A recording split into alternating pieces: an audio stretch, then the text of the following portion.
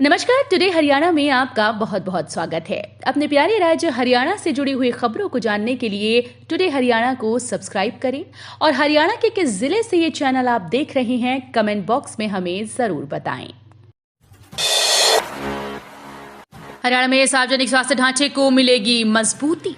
हरियाणा के मुख्यमंत्री मनोहर लाल के कुशल नेतृत्व में राज्य सरकार के द्वारा सार्वजनिक स्वास्थ्य सेवा को प्राथमिकता देने के साथ साथ सार्वजनिक स्वास्थ्य बुनियादी ढांचे को सुदृढ़ करने के लिए निरंतर प्रयास कर रही है। इसी कड़ी में एक बड़ा कदम उठाते हुए मुख्यमंत्री 11 मई 2023 को यमुनानगर में होने वाले राज्य स्तरीय कार्यक्रम के दौरान भिवानी जिले के आंची देवी मेघराज जिंदल सिविल अस्पताल, सिवानी और करनाल में 50 बिस्तरों वाले अस्पताल सहित 46 स्वास्थ्य संस्थाओं का वर्चुअली उद्घाटन करेंगे।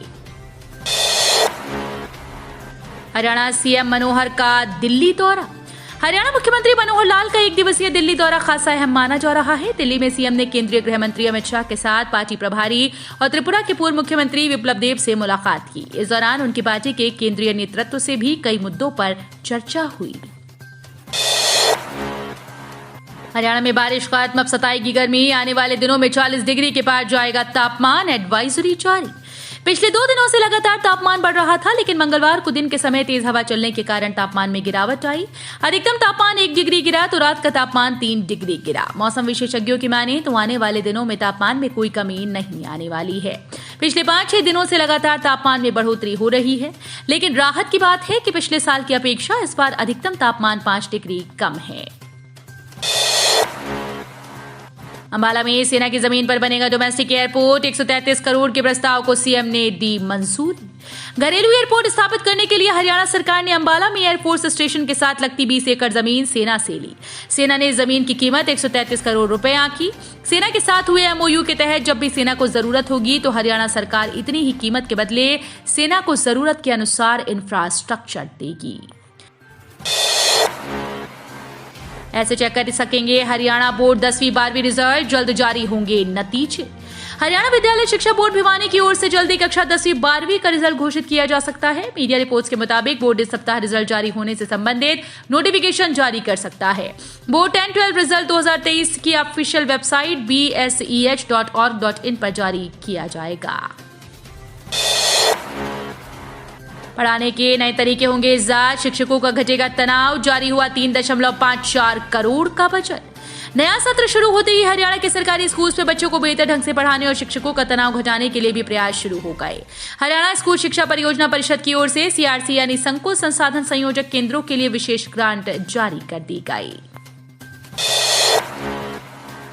मणिपुर में फंसे हरियाणा के 5 छात्र सकुशल पहुंचे घर। सीएम खट्टर ने संभाली थी पूरे मामले की कमान। मणिपुर में पढ़ाई करने गए प्रदेश के छात्रों को खट्टर सरकार सकुशल वापस ले आई। छात्रों का पहला जत्था हरियाणा पहुंचा और छात्र अपने अपने घरों तक सकुशल पहुंचे। इन विद्यार्थियों में महेंद्रगढ़ का कमलकांत, जींद की ऋतु, पलवल की भिवानी, सिरसा की नेहा और रोहतक का सागर कुंडू शामिल रहे। हरियाणा के थानों में पेंडिंग केसेस पर भड़के विच। हरियाणा के पुलिस थानों में 3229 एफआईआर ऐसी हैं जिन पर पिछले 1 साल से कोई कार्रवाई ही नहीं हुई। यह खुलासा हरियाणा के गृह मंत्री अनिल विज की थानों की समीक्षा के दौरान हुआ।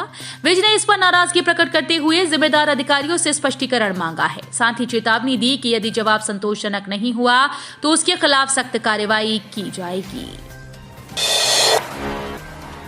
कृषि मंत्री सुनेंगे लोगों की समस्याएं।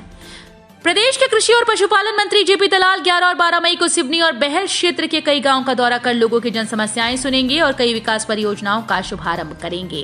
कृषि मंत्री के कैंप कार्यालय से प्राप्त जानकारी के अनुसार कृषि मंत्री 11 मई को गांव बुदसैली, घंगाला, बिदवान, ढाड़ी भास्करा और झुम्पा कला का दौरा कर लोगों की समस्याएं सुनेंगे और ग्रामीणों को संबोधित करेंगे।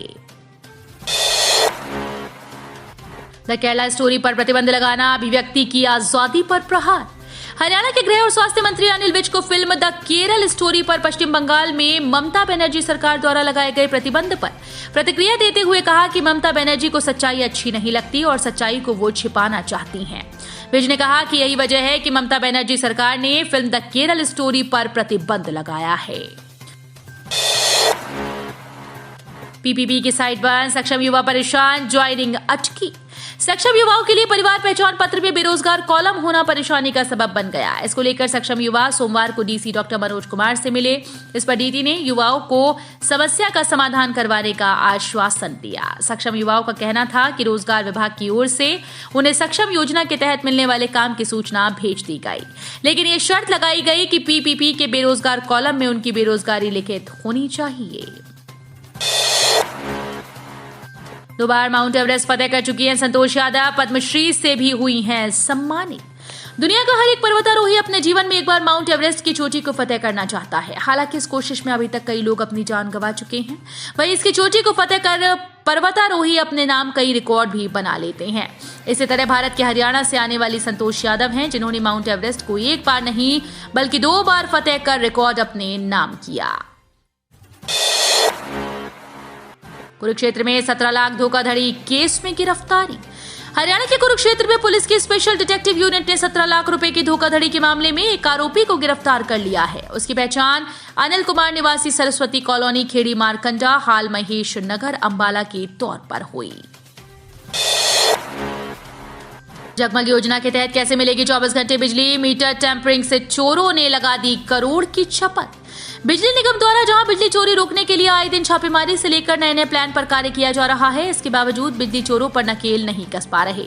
इस चोरी करने वाले चोरों ने एक नया तरीका ढूंढ निकाला। इसका खुलासा चरखी दादरी जिले के ग्रामीण व शहरी क्षेत्रों से की गई जांच में हुआ। जांच के दौरान मीटर में चिप लगाकर मीटर टेम्परिंग करते हुए बिजली निगम को करीब 1 करोड़ रुपए की शपथ लगा दी। अलग अलग सड़क हादसों में 1 की मौत, 4 घायल। साइबर सिटी और आसपास सड़क हादसे थमने का नाम नहीं ले रहे। लगातार जागरूकता अभियान चलाए जाने के बाद भी प्रतिदिन 6 से 7 हादसे सामने आ रहे हैं। इसके पीछे मुख्य कारण लापरवाही से वाहन चलाना है। वाहनों की रफ्तार इतनी अधिक रहती है कि जब तक चालक संभलते हैं तब तक हादसा हो चुका होता है। सोमवार को भी विभिन्न थानों में कई मामले दर्ज किए गए। इस साल अब तक 150 से अधिक लोगों की मौत सड़क हादसों में हो चुकी है। तो ये थी हरियाणा राज्य से जुड़ी हुई आज की कुछ खास और अहम खबरें। इसी तरह की लेटेस्ट अपडेट देखने के लिए टुडे हरियाणा को जरूर सब्सक्राइब करें।